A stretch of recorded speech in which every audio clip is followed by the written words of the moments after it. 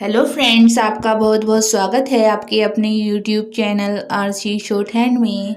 Friends, आज है 2 फरवरी का संपादकीय डिक्टेशन 5 सेकंड में शुरू होगा।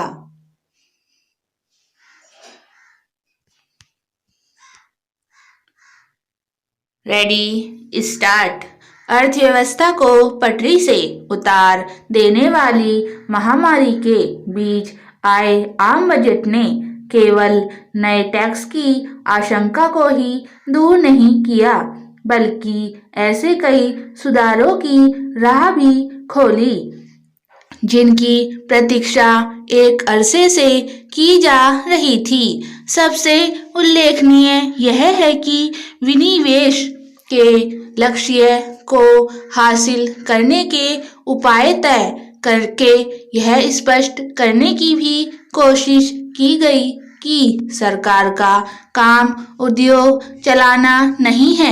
यह विचित्र है कि जब न्यूनतम सरकार अधिकतम क्षमता की अवधारणा को साकार करने की दिशा में ठोस कदम उठाए जा रहे हैं, तब विपक्षी दल यह शोर मचाने में लगे हुए हैं कि सरकारी कंपनियों को बेचा जा रहा है।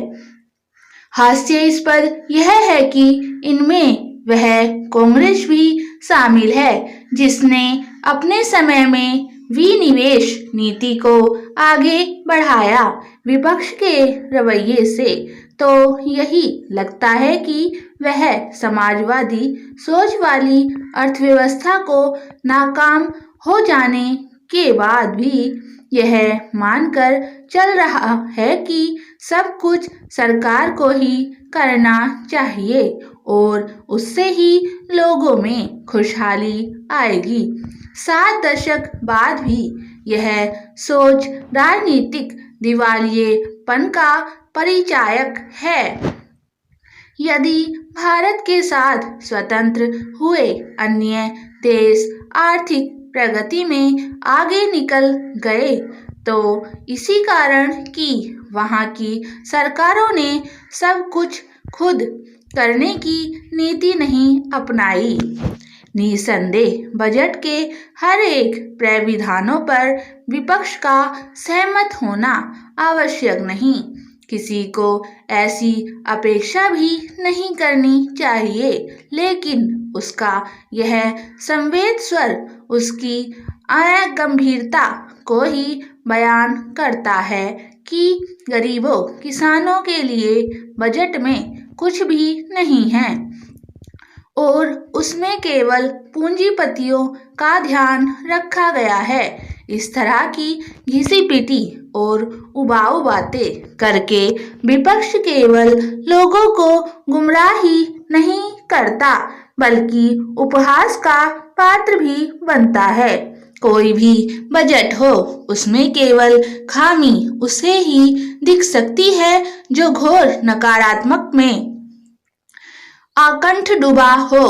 क्या स्वास्थ्य क्षेत्र पर खर्च बढ़ाए जाने, आधारभूत ढांचे को मजबूत करने, नए स्कूल खोलने, कृषि उपकर का बोझ आम आदमी पर न पड़ने देने जैसी घोषणाएं भी विपक्ष को नजर नहीं आई।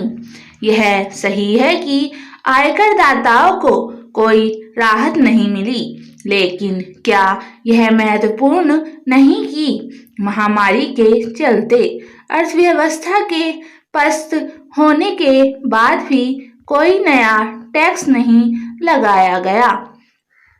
इसकी भी अनदेखी नहीं की जानी चाहिए कि बजट के जरिए न्यूनतम समर्थन मूल्य यानी एमएसपी खत्म करने की किसानों को बरगलाने वाली बातों को अफवाह साबित किया गया है।